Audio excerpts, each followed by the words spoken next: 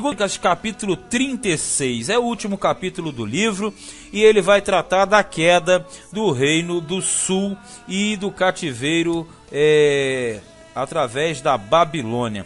Capítulo 36 de Jeoacás é levado cativo para o Egito. Jeoacás era filho de Josias. Então o povo da terra tomou a Joacás, filho de Josias, e o fez rei em lugar de seu pai em Jerusalém.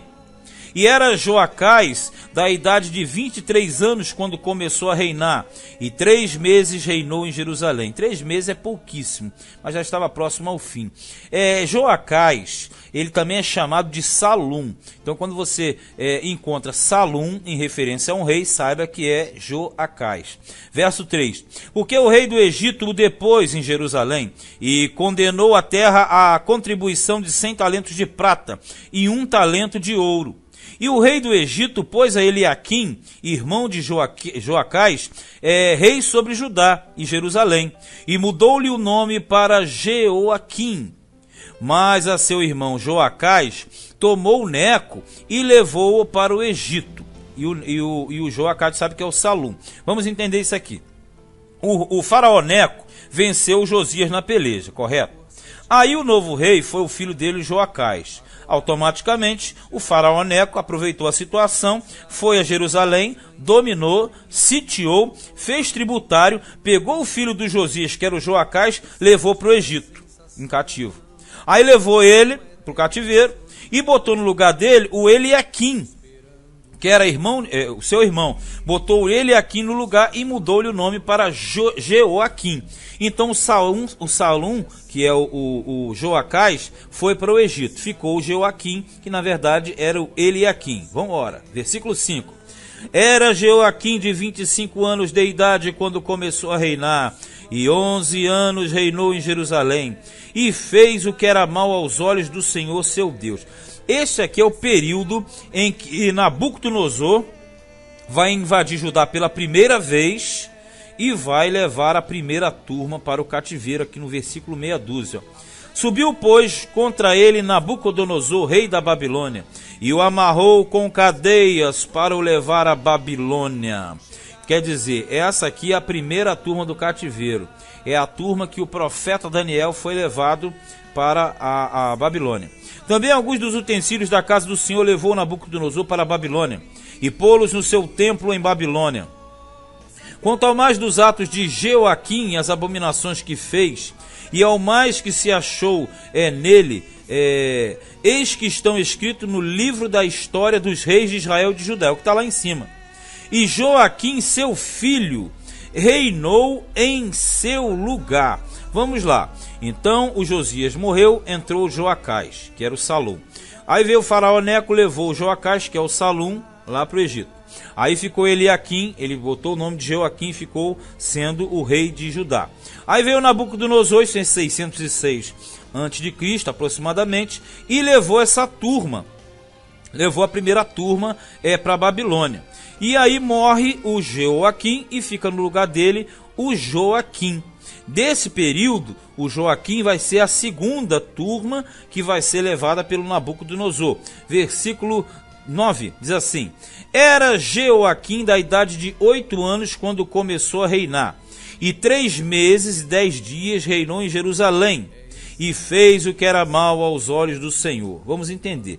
Na leitura, quando você está lendo aí, fala que ele tinha 8 anos. Está errado. Na verdade, não são 8 anos, e sim 18 anos. Se você for conferir no livro de Reis, você vai ver que lá não fala 8, fala 18. E é uma regra de crônicas. Nunca esse texto é prioritário. Sempre o texto prioritário é o primeiro, aquele original dos reis, e no caso do outro livro de Samuel. Agora aqui, quando fala 18, você fala, mas como é que tem esses erros? Esses erros eram executados porque o cronista, ele não tinha um contato direto com a história anterior, então esses erros são os comuns. Outra pergunta, por que então não se conserta isso? Porque na verdade quando você conserta isso, você está alterando a escritura original. Não é a mesma coisa de você usar uma outra palavra para expressar uma determinada situação. É como você trocar uma palavra, você fala de algo que tem 2 sentidos. Aqui não, se você acrescenta, você está mudando o teor original da escritura. Então aqui fica 8 anos, mas na verdade são 18 anos. Então quer dizer, ele estava ali e foi nesse momento em que vem a segunda turma do Nabucodonosor, olha aqui. E no decurso de 1 ano, o rei Nabucodonosor mandou que o levassem à Babilônia, com também os mais preciosos utensílios da casa do Senhor. E pôs a Zedequias, seu irmão, rei sobre Judá e Jerusalém. Vamos entender isso aqui. Aí foi a segunda turma. A segunda turma foi aquela que o Ezequiel foi para o cativeiro. Então na segunda turma, o Nabucodonosor pegou o Joaquim, levou ele para a Babilônia e colocou no lugar dele o Matanias, que na verdade não era irmão, aqui diz que era irmão, outro detalhe, ele era tio de Joaquim, porque na verdade ele era irmão do Joaquim e irmão também de Joacás. Então o Zedequias não era irmão, e sim tio. A mesma explicação que se deu para os 8 anos e os 18 cai para esse aqui também. Aqui também é questão de erro do cronista. O cronista botou diferente e a repetição se segue no nosso texto. Mesma explicação anterior. Então quer dizer, aí você tem uma rajada aqui. Josias morreu, aí entrou Joacás. Joacás veio e foi levado para o Egito. Entrou Joaquim. Joaquim chegou, foi dominado pelo Nabucodonosor. Joaquim morreu, entrou Joaquim. Aí vem o Nabucodonosor, leva o Joaquim para a Babilônia e coloca o Zedequias no lugar. Nós estamos na reta final. E a partir do Zedequias, nós vamos ter o fim. Porque, na verdade, foi o último rei de Judá, a última lâmpada a brilhar naquele território ali. E a partir dos Zedequias, nós teremos o início do cativeiro. Versículo 11. Era Zedequias da idade de 25 anos quando começou a reinar, e 11 anos reinou em Jerusalém, e fez o que era mal aos olhos do Senhor seu Deus. Nem se humilhou perante o profeta Jeremias, que falava da parte do Senhor. Porque o profeta Jeremias, ele teve o ministério dele pegando todos esses. Pegou Josias, Joacás, Eliaquim, todos eles. E aqui ele aconselhava a submissão à Babilônia, mas ninguém dava ouvidos. Além disso, também se rebelou contra o rei Nabucodonosor, que o tinha juramentado por Deus. Mas endureceu a sua cerviz e tanto se obstinou no seu coração que se não converteu ao Senhor, Deus de Israel. Veja bem, aqui diz que o profeta insistia em aconselhá-lo e ele não queria. E ele se revoltou também contra o Nabucodonosor, e diz aqui que fora juramentado por Deus, quer dizer, Deus que tinha colocado o Nabucodonosor, e ele se revoltou. Também todos os chefes dos sacerdotes e o povo aumentavam de mais e mais as transgressões, quer dizer, cada vez pior, segundo todas as abominações dos gentios, e contaminaram a casa do Senhor, que ele tinha santificado em Jerusalém. Tudo isso você vê na íntegra no livro do profeta Jeremias. E o Senhor Deus de seus pais lhes enviou a sua palavra pelos seus mensageiros, madrugando e enviando-lhes, porque se compadeceu do seu povo e da sua habitação. Quer dizer, Deus estava mandando sempre profetas cedo. Esse madrugando não quer dizer de manhã cedo, não. Madrugando quer dizer antes do fato acontecer. Porém, zombaram dos mensageiros de Deus e desprezaram as suas palavras e escarneceram dos seus profetas, até que o furor do Senhor subiu tanto contra o seu povo que mais nenhum remédio houve. O cronista aqui, ele carrega a mão nessa ênfase de mostrar que Deus fez de tudo para não punir o seu povo, mas como não tinha saída, acabou punindo. 17. Porque fez subir contra eles o rei dos caldeus, que é Nabucodonosor, o qual matou os seus jovens à espada na casa do seu santuário, e não teve piedade nem dos jovens, nem das moças, nem dos velhos, nem dos decrépitos. A todos os deu nas suas mãos. Quando falo os decrépitos, é aqueles da idade muito avançada, aqueles que já são muito idosos, bem velhinhos. Então, na verdade, aqui diz que Nabucodonosor não teve misericórdia de ninguém. Criança, mulher, jovem, velho de meia idade, velhinho, o ancião, tudo. Todos eles foram entregues na mão de Nabucodonosor. 18.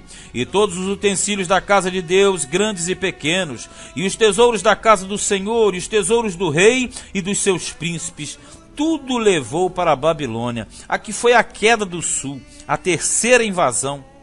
E queimaram a casa de Deus, e derribaram os muros de Jerusalém, e todos os seus palácios queimaram, destruindo também todos os seus preciosos objetos. Porque quando uma nação se submetia, eles preservavam. Mas quando eles endureciam a cerviz, aí eles destruíam tudo. É o que aconteceu aqui, ó. Eles foram para o cativeiro nessa ocasião. Agora no versículo 20, ó. E os que escaparam da espada levou para a Babilônia, e fizeram-se servos dele e de seus filhos até o tempo do reino da Pérsia, que são os 70 anos de cativeiro, para que se cumprisse a palavra do Senhor pela boca de Jeremias, até que a terra se agradasse dos seus sábados. Todos os dias da desolação repousou, até que os 70 anos se cumpriram. Olha só, essa questão dos sábados aqui fica bem clara e explícita. Por quê? Quando Israel entrou em Canaã, deveria guardar os sábados do Senhor. Tem os sábados semanais, os sábados de ano, os sábados do jubileu, que na verdade os sábados são os descansos. Então aqui tem um paralelo, mas muito interessante. Ele diz que quando Israel foi tirado da terra e lançado fora, na verdade, a terra estava recebendo o descanso que ela não estava recebendo há muito tempo, pela inadimplência do povo de Deus não guardando os sábados. Então, na verdade, quando eles repousaram, quando a terra repousou pela ausência de Israel, eles estavam simplesmente pagando uma dívida ativa em relação ao sábado. Por isso que quando você trabalha agora com os 70 anos de cativeiro, você consegue analisar por que 70. Porque 70, na verdade, são 7 semanas. Se você tirar o 0, você vai ter um 7, que seria uma semana. Como eles não deram repousos, que é o 7º, então eles tiveram 7 semanas, ou seja, 70 anos de cativeiro para que a terra repousasse. Depois de 70 anos, aí eles começaram a voltar. Olha no versículo 22. Porém, no primeiro ano de Ciro, rei da Pérsia, para que se cumprisse a palavra do Senhor pela boca de Jeremias, despertou o Senhor o espírito de Ciro, rei da Pérsia, o qual fez passar pregão, quer dizer, anúncio, por todo o seu reino, como também por escrito, dizendo: assim diz Ciro, rei da Pérsia: o Senhor, Deus dos céus, me deu todos os reinos da terra, e me encarregou de lhe edificar uma casa, quer dizer, um templo, em Jerusalém, que está em Judá. Quem dentre vós é de todo o povo, que suba, e o Senhor seu Deus seja com ele. Vamos analisar essa parte final. Você veja que o cronista, ele termina mostrando já o início da nova era. Por que isso? Provavelmente, é o que a gente sempre trabalha, o autor de Crônicas é o autor de Esdras. Esdras está coladinho aí. Pega rapidinho e compara essa passagem final, a partir do 22, com o início do livro de Esdras. Você vai verificar o quê? A semelhança é muito grande, é praticamente uma réplica. Por que isso? Provavelmente, o mesmo autor de Crônicas é o autor de Esdras, só que na tendência é anônimo, porque não tem como comprovar. Mas você percebe, o cronista mostrou a ida, mas ele já apresenta também a volta. E apresenta no miolo, no 21, por que foi. E agora mostra por que volta. Quer dizer, foi, pagou a dívida dos sábados e agora retornou. Então, se agora retornou, ele automaticamente tem que zerar aquilo, voltar do 0 a 0, passar a cumprir a palavra de Deus. E um detalhe, já apresenta no 22 que foi pela boca de Jeremias, aquele que estava no fim, avisando, como está no versículo 12. Então, a questão é mostrar o quê? A palavra de Deus se cumpre. Aqueles que guardam têm o lado positivo, mas os que a quebram têm o lado negativo. Então, a tendência é, por que o texto é semelhante ao de Esdras? Porque, na verdade, o autor provavelmente seja o mesmo, e a ligação do livro que foi escrito para os que retornavam do cativeiro. Aí diz aqui, ó, que Deus despertou o coração de Ciro, o espírito de Ciro. Por quê? Está mostrando que o Nabucodonosor, aqui no versículo 13, diz que, ajuramentado por Deus, foi Deus que levantou Nabucodonosor. Então, quando o rei de Israel, de Judá, se levantou contra Nabucodonosor, estava se levantando contra Deus. E quem levantou o Ciro para mandar voltar? o próprio Deus também. Então Deus é que fez ir e Deus é que faz voltar. É como na situação do faraó Neco. Então Deus está no controle de tudo.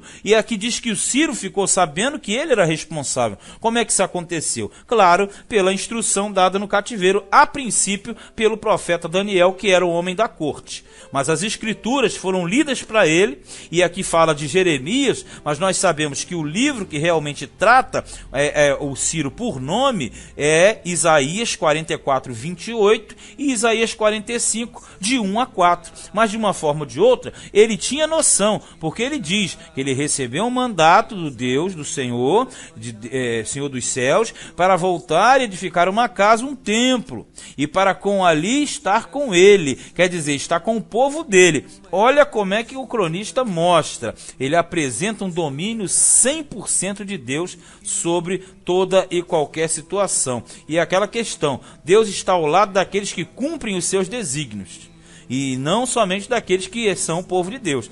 Porque no caso aqui você tem Neco, não era povo de Deus, cumprindo o desígnio de Deus. Nabucodonosor não era povo de Deus, cumprindo o desígnio de Deus. Ciro não era povo de Deus, cumprindo o propósito de Deus. Moral da história, fechando Crônicas. Aqui mostra claramente que, sendo dentro do povo de Deus ou fora dele, o Senhor sempre atenta para aquele que cumpre cabalmente as ordens que recebem do Senhor. Detalhe, consciente ou inconscientemente. Não precisa saber que é Deus impulsionando. O importante é cumprir a missão. Fechamos agora o livro de Crônicas e na sua totalidade. Aqui, segundo livro de Crônicas, capítulo 36.